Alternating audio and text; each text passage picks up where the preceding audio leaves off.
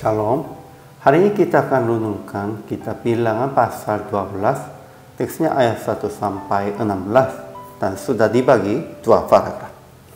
Paragraf yang pertama ayat 1 sampai 3. Miriam dan Harun mengatai tentang Musa dengan berkata, "Sungguhkah Tuhan berfirman dengan perantaraan Musa saja?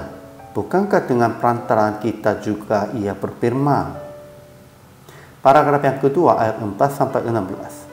Tuhan memanggil Miriam dan Harun bersama Musa ke kemah pertemuan dan ia menghukum Miriam dan Harun dengan kena kustanya.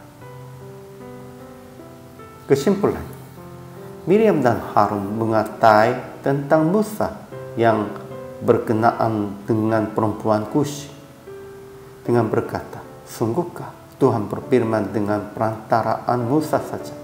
Bukankah dengan perantaraan kita juga ia berfirman?"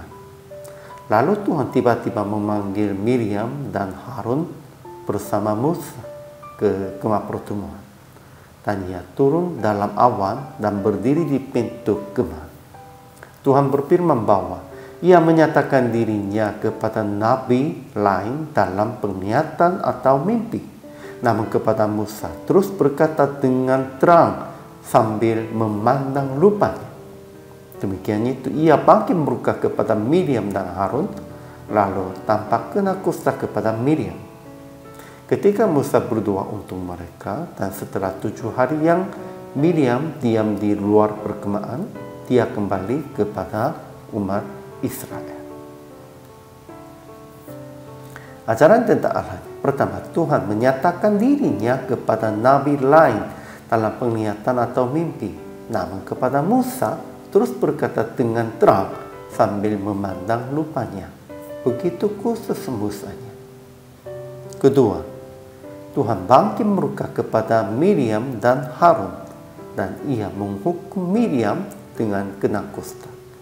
Tetapi setelah 7 hari lamanya kembalikan normal. Itu Tuhan menghukum, tetapi juga kasih karunia Tuhan. Dalam kasih karunia Tuhan dia juga kembali. Ajaran tentang manusianya. Pertama, Musa berkenaan dengan perempuan Kush yang diambilnya. Sebab itu Miriam dan Harun mengatai tentang Musa, tetapi intinya yang lain. Mereka berkata, "Sungguhkah Tuhan berfirman dengan perantaraan Musa saja? Bukankah dengan perantaraan kita juga ia berfirman?" Dan akhirnya Tuhan bangkit murka kepada mereka dan Miriam kena kusta. Kedua, tetapi Musa ialah seorang yang sangat lembut hatinya, lebih dari setiap manusia yang di atas muka bumi, sehingga dia berdoa kepada Tuhan untuk Harun yang mengatai Musa dan Miriam yang kena kustanya. Sebenarnya bukan yang sejak awalnya Musa begitu lembut hatinya. Kita sudah tahu pada dia mengambil keputusan akan membimbing orang Israel, itu sebelum lari ke Midiannya, dia membunuh seorang Mesir pun juga. Begitu dia keras. Tetapi sekarang dalam anugerahnya Tuhan, dia menjadi lembut hatinya. Begitulah. Aplikasi hari ini, pertama, jangan mengatai tentang sesama dan pemimpin jemaat sekalipun mereka melakukan yang tidak baik. Memang ada, tapi janganlah mengatai tentang itu kepada orang lain. Usaha akan nasihati dalam firman dengan diam-diam supaya mereka bertobat. Harus diam-diam saja kepada mereka saja.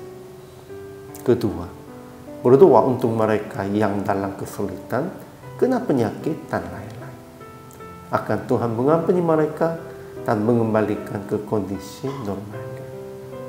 Sepertinya Musa berdoa untuk Miriam. Akhirnya praktik hari ini, introspeksi diri dulu sebelum mengatai tentang orang lain. Dan berdoa untuk orang lain dalam perbuatan buruk supaya Tuhan mengampuni mereka dan mereka bertobat menghadap Tuhan, dan supaya tetap berjaga kesatuan jemaat. Daripada apapun, kita semua orang percaya harus berjaga kesatuan jemaatnya. Karena itu tubuh Yesus Kristus. Hari ini juga selama melayani, Tuhan Yesus memberkati.